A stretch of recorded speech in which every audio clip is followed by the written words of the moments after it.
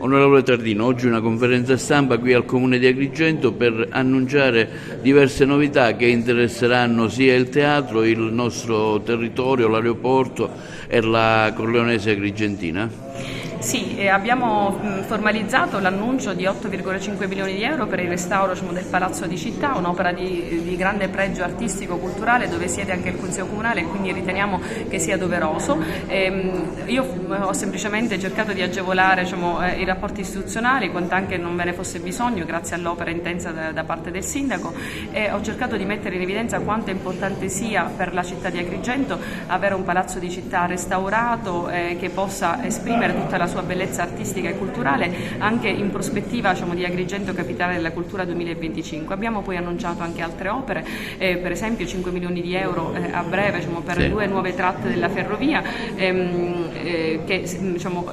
San Michele e l'altra che in Fontanelle, Fontanelle, San Michele e Fontanelle. Perfetto. Lo dicevo prima, e poi ho dimenticato a dire durante la conferenza stampa anche 113 milioni di euro per i servizi, per le infrastrutture riguardanti i servizi idrici, una parte saranno anche per la nostra provincia e collegati alla città, e la Corleonese Agrigentina, sulla quale stiamo lavorando grazie all'azione intensa di Franco Bicicchè Sì. e dei sindaci interessati, il sindaco di Corleone, la sindaca di Alessandria della Rocca, Giovanna Pubello, il sindaco di Prizzi, il sindaco di Chiusa Sclafani, Francesco Di Giorgio, e tutti i sindaci di quella comunità.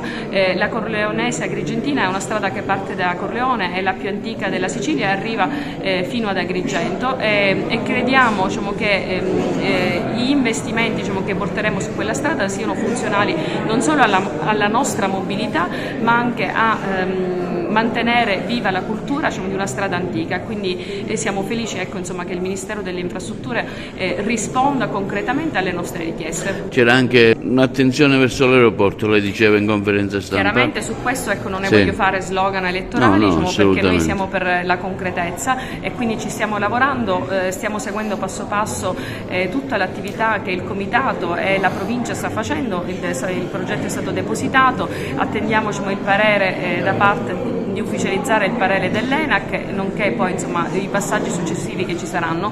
Posso semplicemente dire che da parte del Ministro Salvini non c'è nessuna preclusione, anzi mi ha chiaramente detto alla nostra comunità che se l'opera è fattibile, non c'è nessuna difficoltà a realizzarla, che collegare tutta la Sicilia e fare della Sicilia anche un volano per l'economia dell'Italia è un progetto di unità d'Italia di fondamentale importanza. Ecco, le ricordo il porto, quanto è importante il porto di Porto Empedocle che è inserito nel corridoio Anche questo, europeo. questo è frutto di un'opera legislativa che ho fatto in Parlamento europeo e che sono lieta di annunciare, l'abbiamo già annunciato con diversi comunicati, ma non voglio solo ripeterlo ad ogni occasione perché è giusto che la gente sappia. Abbiamo allungato la rete europea dei trasporti inserendo l'anello sud occidentale, allungando la rete che arrivava su Caltanissetta e risaliva fino a Palermo, arrivando da Messina a Catania.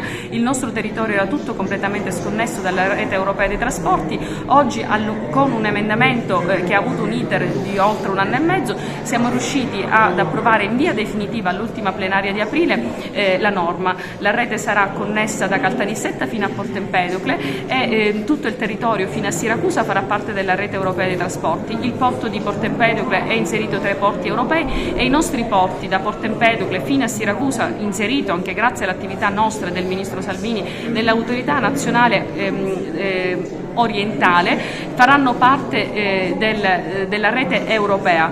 Ci sarà una interconnessione tra Certo. porti, autostrade e ferrovie. È chiaro che non si tratta di un lavoro che vedrete domani, perché è giusto che i nostri cittadini sappiano, ma che pone le basi, il presupposto legislativo e normativo perché domani possiamo realizzare, grazie agli investimenti dell'Unione Europea, che sono soldi nostri che quindi dovremmo sfruttare, le opere che ci serviranno per sviluppare la mobilità nella nostra provincia e in tutto il nostro territorio della Sicilia. Ecco, alla luce di questi risultati lei ripropone la sua candidatura al Parlamento europeo.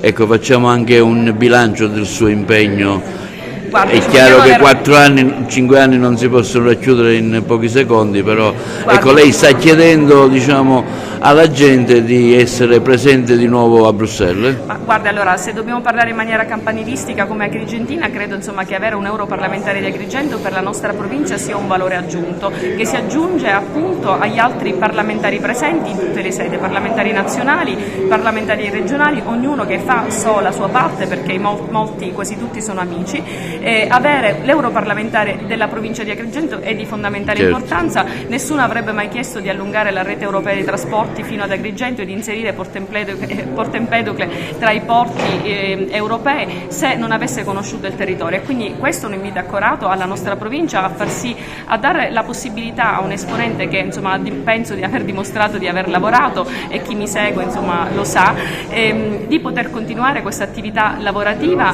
per altri 5 anni in maniera anche migliore, perché si consolidano rapporti istituzionali che già si hanno, si arriva da parlamentare uscente con la possibilità di non essere solo un deputato semplice, con tutto rispetto per i deputati semplici, e di concretizzare, diciamo, delle attività che abbiamo solamente iniziato su più fronti. Questi sono dei risultati che abbiamo raggiunto, ma noi, la nostra provincia e l'intera Sicilia, perché sapete che il collegio è dell'intera Sicilia e non mi sono mai, diciamo, tirata indietro a portare avanti istanze da parte di tutto il territorio, e oggi durante la campagna elettorale, diciamo, me ne stanno dando atto, credo che sia un valore aggiunto. Le elezioni europee sono di fondamentale importanza, a differenza di quello che si pensi, perché la quasi totalità delle norme, lo abbiamo visto con le proteste degli agricoltori, arrivano dall'Unione Europea. Sapere cosa fare in Parlamento Europeo e sapere con chi parlare in Commissione e come far sostenere le nostre proposte dal Consiglio è importante.